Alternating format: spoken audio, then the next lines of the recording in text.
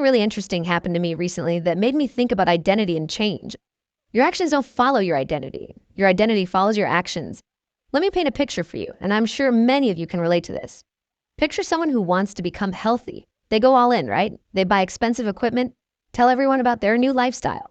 They even get the perfect workout clothes. Here's what typically happens 3 weeks later. Right back to old habits. Now, this brings up a fascinating question, and I really want you to think about this with me. Why does this happen? Well, what I've discovered is that they tried to change their identity first. They basically tried to force it, but, and this is crucial, identity just doesn't work that way. Think of your brain like a detective. It's constantly watching what you do, not what you say. Every tiny action, and I mean every single one, sends a signal. This is who I am. Do something once, your brain just sees it as a fluke. Twice, now it starts to notice an interesting pattern. 3 times, that's when something magical happens. Your brain goes, oh, wait a minute. This must be part of who they are. Start microscopically small. So small, it feels almost stupid. Like, if you want to become a reader, don't do what I initially did and declare, I'll read 50 books this year. Instead, just read 1 page every day, just 1. Let me break down what actually happens in your brain. It's pretty incredible when you think about it. Your brain notices. Interesting. We read today. Tomorrow, another page. We're doing this again. Day 3. Wait a minute. Are we becoming a reader? This is what I call the identity loop in action. And honestly, it's beautiful in its simplicity. Small, consistent signals reshape your self-image, which then makes those actions feel more natural, which strengthens your self-image even more. No willpower needed, no massive declarations, just tiny, strategic actions that add up to massive change. This works for any change you want to make. But there's a catch. You have to start smaller than your ego wants to, way smaller. Your ego screams for dramatic change. Your brain, it whispers for consistency. And in this battle, drawing from years of observation, the brain always wins. Chapter 1. Brain and plasticity and change. Your brain changes every single day, and you get to decide how it changes. Pretty incredible, right? Think of your brain like a garden. Every thought you have, every action you take, every habit you repeat, they're like creating trails in that garden. When you walk the same path over and over, it becomes clearer, wider, easier to travel. Just like the path I take to my coffee machine every morning. Trust me, that one's well worn. But wait, it gets even more interesting. Your brain has no idea whether these paths lead to flowers or weeds. It just does what it's designed to do. Hey, we use this path a lot. Better make it stronger. It's kind of like how my brain automatically knows the route to my favorite coffee shop, even though maybe I should be heading to the gym instead. Remember how we talked about tiny actions building identity? Well, this is exactly why it works. Every time you take that small action, and I mean every single time, you're not just doing something, you're literally rewiring your brain. Pretty cool, right? Those old patterns you have, those limiting beliefs, those habits you're not super proud of, they're just paths too. And here's the good news. You can let them grow over, but, and this is really important, not by fighting them. Instead, we're going to build new paths. When you try to stop a habit, your brain actually focuses on it even more. It's like, okay, quick experiment with me. Don't think about pink elephants. What are you thinking about right now? Pink elephants, right? Don't worry, it gets us every time. So here's what we do instead. Instead of fighting the old path, focus on building the new one. Want to stop checking your phone first thing in the morning? Don't fight that urge. That's just making your brain think about your phone even more. Instead, build a new morning routine. Maybe it's drinking water or stretching or taking 3 deep breaths. Whatever works for you. Every time you take that new path, something incredible happens. You're not just creating a habit. You're literally building new neural connections, and that old path starts to fade. Not because you fought it, fighting it actually makes it stronger, but because you simply stopped maintaining it. Kind of like how that old route to my previous job gradually faded from my mind once I started working from home. This is the real secret to lasting change. You don't have to wage war with your old self. You just have to consistently build new paths, one tiny step at a time. Your brain will do the rest. It's literally designed for this. If you're curious about how this has worked for you before, think about any habit you've successfully changed in the past. By the way, I'd love to hear about it in the comments below. Chapter 2, Environmental Design Mastery.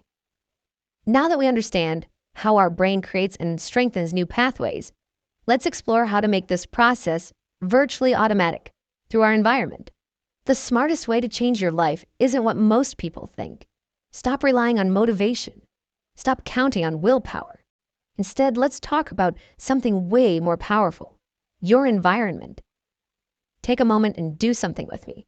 Look around your room right now. Everything you see is either pushing you toward your goals or pulling you away from them. You actually have complete control over this.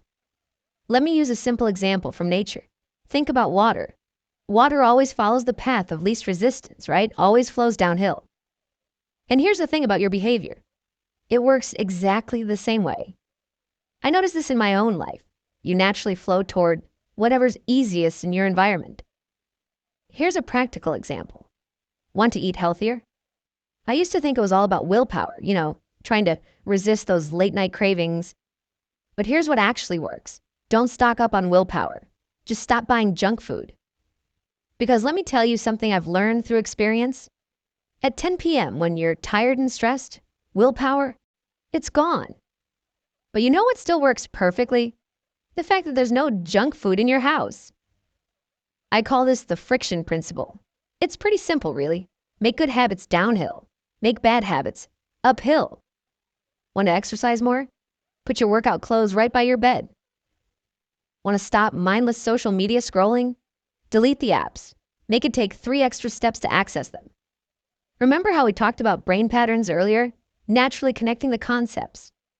Well, your environment is basically a physical version of those patterns. Change the environment, and you automatically change the patterns. Studies show that people who keep a fruit bowl visible eat 70% more fruit. Think about that for a second. No willpower needed. No motivation required. Just smart environmental design. It's exactly what happened when I put a water bottle on my desk. Suddenly, I was drinking way more water without even thinking about it. Once you understand this principle, you can design success triggers everywhere. Want to read more? Put books on your coffee table. It's what finally got me reading consistently. Want to drink more water? Put water bottles at every spot you typically sit. Your environment is like an invisible force field that's always influencing your behavior. Once you set it up right, it works 24/7, even when you're tired, stressed, or completely unmotivated. I'd love to hear in the comments what environmental changes have worked for you, or what changes you're planning to make after learning this. Chapter 3, Energy as Primary Currency. Even the most perfectly designed environment needs a power source, and that's where most people miss something crucial. Everyone talks about time management, but there's a crucial truth they miss. You can't actually manage time. Time moves forward no matter what we do. What you can manage is your energy. Let me ask you something, and be honest with yourself here. Have you ever had one of those days with plenty of free time, but felt so drained you couldn't do anything meaningful with it? Or maybe you've experienced the opposite, where you had just 30 minutes, but you were so energized, you accomplished more than you usually do in 3 hours. I see some of you nodding. We've all been there. Here's what took me years to understand. Your energy isn't just about being tired or awake. It's actually your capacity to make changes, to learn, to grow, to push forward. Unlike time, which we can't control, energy can be expanded. Think about that for a second. Most people, and I was guilty of this too, get this completely backwards. They try to squeeze more and more into their time, push harder, sleep less, work longer. But watch closely. This always backfires. Always. Think of your energy like a battery that comes with a solar panel. Sure, you can drain it. We all do sometimes. You can also recharge it.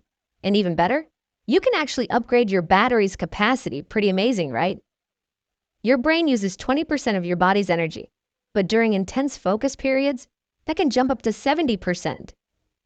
This explains so much, doesn't it? This is why you feel mentally exhausted after learning something new. Your brain is literally running a marathon. Recovery isn't just about rest. It's about strategic renewal. You know those moments when you think you're doing nothing? Well, something incredible is happening. Your brain is actually consolidating learning, replenishing energy, and building new neural pathways. Mind-blowing, isn't it? This completely transforms how we should think about planning our days. Instead of asking, how can I fit more in? Which I used to do all the time. Ask yourself, how can I match my tasks to my energy peaks? Need to learn something new? Do it when your energy is highest. Want to be creative? Match it to when your mind is fresh. It's like surfing. You want to catch the wave at just the right moment. Remember how we talked about environmental design? Now let's apply that same thinking to your energy. Design your day around your natural energy rhythms. Create renewal triggers. Build in recovery periods. Because here's what I've learned to be absolutely true. When you master your energy, time takes care of itself. I had planned to cover more today, but I believe in keeping these concepts digestible and actionable. If you're finding value in these insights about brain optimization and energy management, let me know in the comments below. Your feedback will help me shape additional videos of this series. Also, I'd love to hear how you're planning to apply these energy management principles in your daily life. Oh,